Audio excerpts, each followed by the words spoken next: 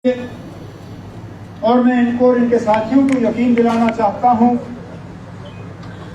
कि हमारे तरफ से इनको मदद करने में कोई हम भी कमी नहीं रखेंगे।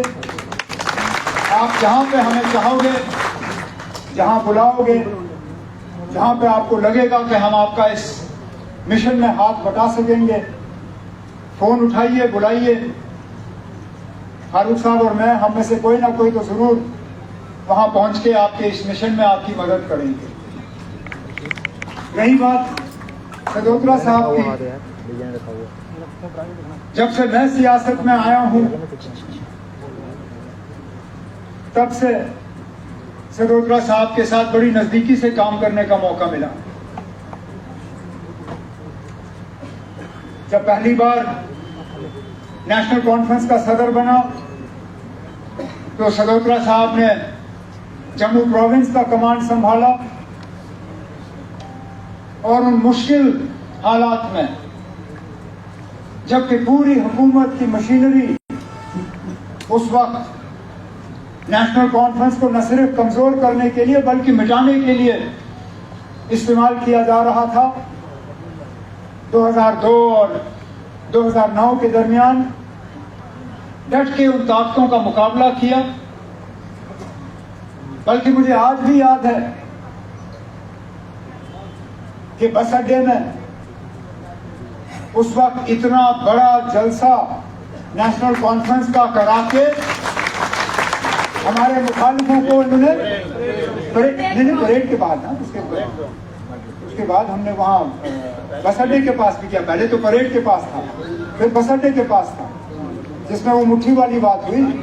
हाँ, मुझे अच्छी तरह से याद है, भूला नहीं हूँ। बुढ़ापा जरूर आ गया है लेकिन यादाश्त अभी भी है। इसलिए कभी कभी मैं अपने साथियों से गिला करता हूँ ना, ये जो आप नौजवान क़यादत, ये 53 अब मेरी एज हो गई है। अगर मैं सरकारी मुलाजिम होता तो 7 साल के बाद मैं पेंशन ले रहा होता। अब खुदारा मुझे बताइए ना, अब आप किसी 53 साल के जो सरकारी अफसर हैं उनके पास आप जाके कहते हो ना आप बड़े नौजवान अफसर हैं, आप तो कहते हो ना अभी आपको रिटायरमेंट में बस चंद ही साल रह गए, थोड़ी सी हमारी मदद करिए। तो नौजवान हैं, स्टेज पे बैठे हैं, चाहे वो यूथ के हों, स्टूडेंट के हों, लेकिन मैं अब नौजवान नहीं रहा। जवानी को पकड़ने की कोशिश जरूर कर रहा हूं, लेकिन आहिस्ता आहिस्ता वो जवानी मेरी हाथ से जो है फिसलती जा रही है।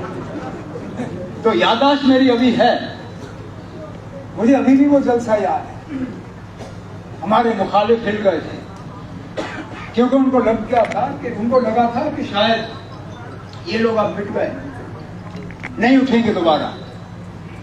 लेकिन उस एक जलसे ने साबित किया कि ना हम मिटे हैं, ना इंशाल्लाह आगे कभी मिटेंगे। ये लोग कितनी भी साजिशें हमारे खिलाफ रचाएं। फिर हुकूमत आई,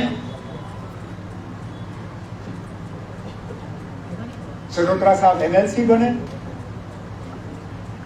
मैं बहुत चाहता था कि उस दौर में भी इनके साथ काम करने का मौका मिले। हमारे पास महकमे ज्यादा नहीं थे,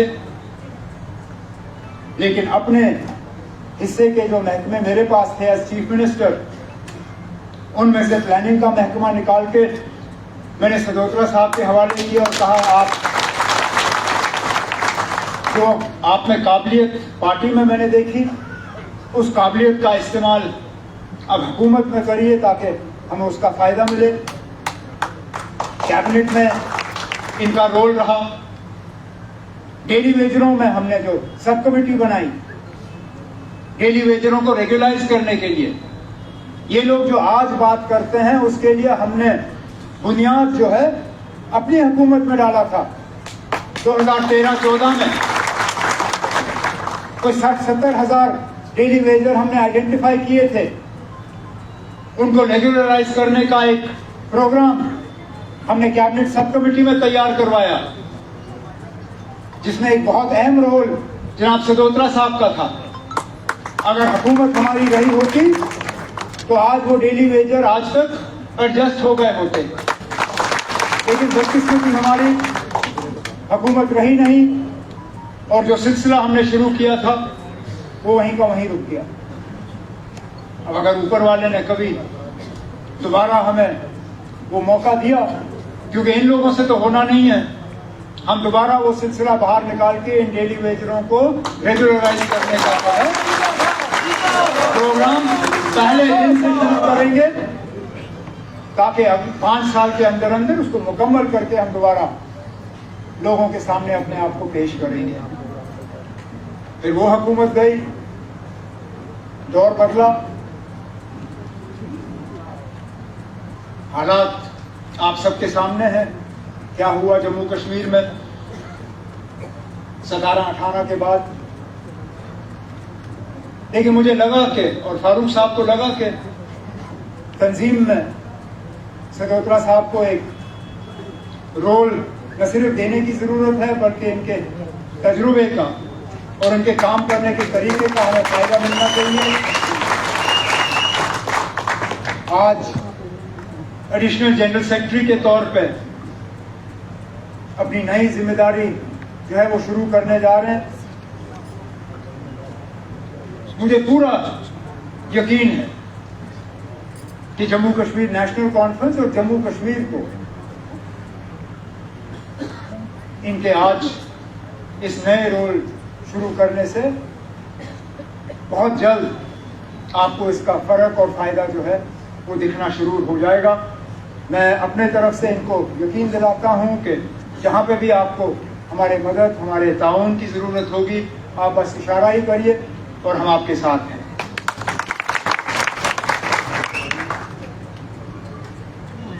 बड़े अजीब दौर से हम गुजर रहे हैं। समझ नहीं आता कि किसकी बात पे यकीन किया जाए, किसकी बात पे भरोसा किया जाए, किस चीज को हम सच माने, किस चीज को झूठ। सुप्रीम कोर्ट में एक बात कहा जाता है, सुप्रीम कोर्ट के बाहर दूसरी बात। अब पिछले ही दिनों अलग अलग बयान जिनको समझना मुश्किल, लेकिन उन पर रोशनी डालना जरूरी। 5 अगस्त 2019 जब 370 हटाने का काम हुआ तो क्या कह के किया कि जम्मू कश्मीर को अभी पूरी तरह से मुल्क के साथ जोड़ा नहीं गया था। 370 हटाने के बाद अब हमने जम्मू कश्मीर को पूरी तरह से मुल्क के साथ जोड़ दिया। कहा या नहीं कहा? कहा। पिछले दिनों जब सुप्रीम कोर्ट में केस चला 370 को लेके,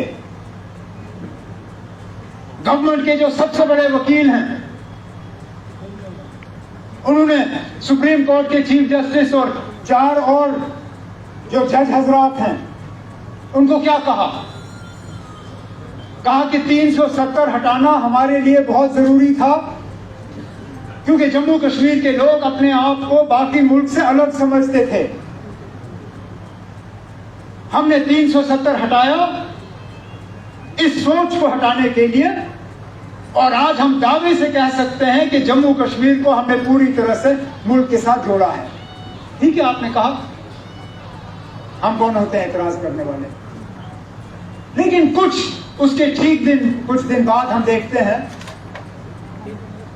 कि हमारे माननीय लेफ्टिनेंट गवर्नर साहब यूपी में तकरीर करते हैं और तकरीर में कहते हैं कि मैं कब तक जम्मू कश्मीर में हूं जब तक कि मैं जम्मू कश्मीर को पूरी तरह से मुल्क के साथ जोड़ता नहीं हूं।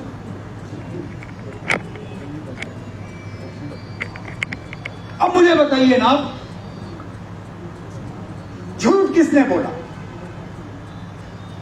या तो हुकूमत ने सुप्रीम कोर्ट के सामने झूठ बोला, जम्मू कश्मीर को अभी तक पूरी तरह से मुल्क के साथ जोड़ा नहीं गया है, और हमारे गवर्नर साहब उस मिशन पे लगे हुए हैं। या फिर सुप्रीम कोर्ट में उन्होंने सच बोला, हमारे गवर्नर साहब जज्बात में आके गलत बात कह गए, क्योंकि दोनों सच हो नहीं सकते। अब ये दोनों आपस में तय करें कि सच कौन बोल रहा था, क्योंकि अगर गवर्नर साहब सच बोल रहे थे तो इन्होंने फिर सुप्रीम कोर्ट के सामने झूठ बोला है। उसको कंटेम्प्ट ऑफ कोर्ट कहते हैं। कंटेम्प्ट ऑफ कोर्ट की सजा जेल है। या फिर गवर्नर साहब ने गलत कहा तो फिर वो तस्लीम करें ना, आपके जज्बात में आके मैंने गलत किया कहा। लेकिन एक आदत सी हो गई है हमारे गवर्नर साहब को अजीब अजीब बात करने की। अब जो यूपी में कहा सो कहा, परसों श्रीनगर में जो उन्होंने बात की, क्योंकि हम अक्सर देखकर इलेक्शन की बात करते हैं, कहते हैं यहां लोग इलेक्शन चाहते हैं, लोग अपने मुतालबों का हल चाहते हैं, लोग चाहते हैं कि उनकी सुनवाई हो। लेकिन अजीब बात हमारे लेफ्टिनेंट गवर्नर साहब ने उस फंक्शन में किया, कहा कि यहां सर्वे हुआ है और सर्वे के मुताबिक जम्मू कश्मीर की 80% आबादी जो है वो इलेक्शन नहीं चाहती। 80% आबादी इलेक्शन नहीं चाहती। नहीं छोड़िए ना, शेर किस बात है, शायद वो सच हो सकता है, लेकिन वो 80% आबादी है कहां? क्योंकि कश्मीर में तो 80 छोड़िए, 8 छोड़िए, 0.8% आबादी भी आप नहीं दिखा सकोगे जो इलेक्शन नहीं चाहेगी। अब आते हम जम्मू पे हैं, मैंने सोचा शायद यहां सोच अलग होगी, लेकिन यहां की नाराजगी वहां की नाराजगी से ज्यादा। हर इशू पे लोग सड़क पे आए। टोल प्लाजा, किसी ने उनको उकसाया नहीं, किसी ने उनको पीछे से धक्का नहीं दिया। कोई सियासी पार्टी ये नहीं कह सकती है कि टोल प्लाजा पे हमने किया। लोग खुद निकल आए, हम तो उसमें फिर घुल मिल गए। लेकिन हम में से कोई भी सियासी पार्टी ये नहीं कह सकती है कि टोल प्लाजा पे हमने एहतजाज शुरू किया। लोग नाराज हुए, बाहर आए, आज भी नाराज हैं। स्मार्ट मीटर, हम बीच बीच में बयान देते हैं, लेकिन बाहर आके एहतजाज लोगों का खुद का फैसला था। और सही पूछा मेरे साथियों ने, सुरेंद्र जी ने, अजय सिरोत्रा साहब ने, पहले तो आप डिजिटल मीटर लगा रहे थे, आप हमें कह रहे थे कि ये डिजिटल मीटर दुनिया का सबसे बेहतरीन मीटर है। उन मीटरों को लगे शायद ही कुछ दिन हुए, क्या कहते हैं ना, ये मीटर नहीं, अब वो मीटर, स्मार्ट मीटर। और जो स्मार्ट मीटर की मुखालफत करे सीधा जेल। यहां पीएसए लगा है लोगों पे स्मार्ट मीटर की मुखालफत करने पे। अरे भाई, मुखालफत तो हमारा जमहूरी हक है। नहीं पसंद हमें तुम्हारा ये मीटर, हम इसके खिलाफ आवाज तो उठा सकते हैं। आपने अभी तक तो हमें समझाया नहीं कि डिजिटल और स्मार्ट में आपको बदलाव क्यों लाना पड़ा, तो उस पर नाराजगी। महंगाई की हालत आप सबके सामने, एक चीज के दाम क्या नीचे आ जाते हैं, 2-4 चीजों की कीमतें बढ़ जाती हैं।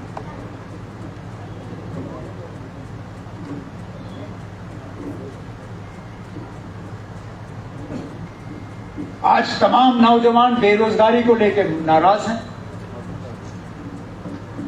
कहीं पे भी उनकी रिक्रूटमेंट का सिलसिला नहीं होता। जहां पे भी रिक्रूटमेंट का लिस्ट निकलता है वहां धांधली होती है, कैंसिल होता है, नौजवान परेशान हो जाते हैं।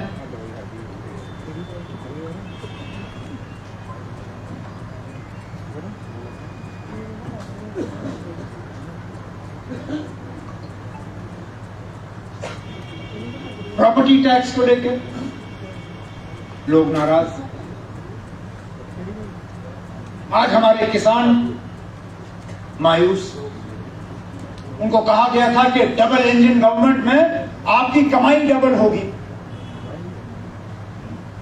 ये मैं दावे से कह सकता हूं कि कमाई उनकी 50% हुई होगी, लेकिन जो चीजें वो इस्तेमाल करते हैं उनकी कीमतें डबल। कमाई डबल नहीं हुई, उनके खर्चे डबल हुए।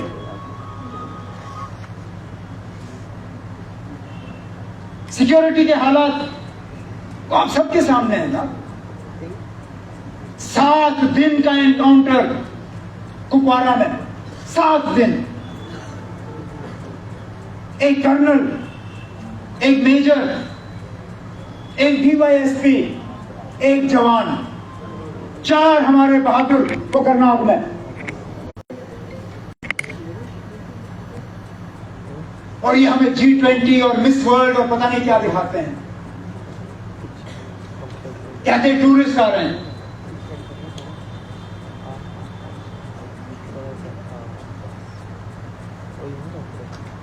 जिन इलाकों को मिलिटेंसी से बिल्कुल साफ किया गया था,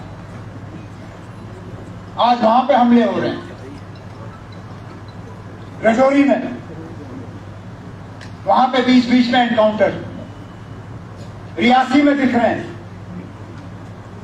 चिनाब में दिख रहे हैं। श्रीनगर कल परसों की बात है, चौक के बीच में सीआरपी की गाड़ी पे पिस्तौल से फायर। तो फिर क्या हालात। कश्मीरी पंडितों की ये लोग बात करते हैं, वापस लेना तो दूर की बात, जिनको हमने अपने हुकूमत में वहां बसाया था, रोजगार दिया था, रहने के लिए जगह दी थी, वो सड़कों पे उतर आए कि हमें वहां से वापस लाओ, हमें खतरा है यहां पे। चुन चुन के वहां दफ्तरों में डेस्क के पीछे बैठे सरकारी मुलाजिम को गोली से उड़ाया। बैंक के ब्रांच में काम करते हुए बैंक में घुस के गोली मारी।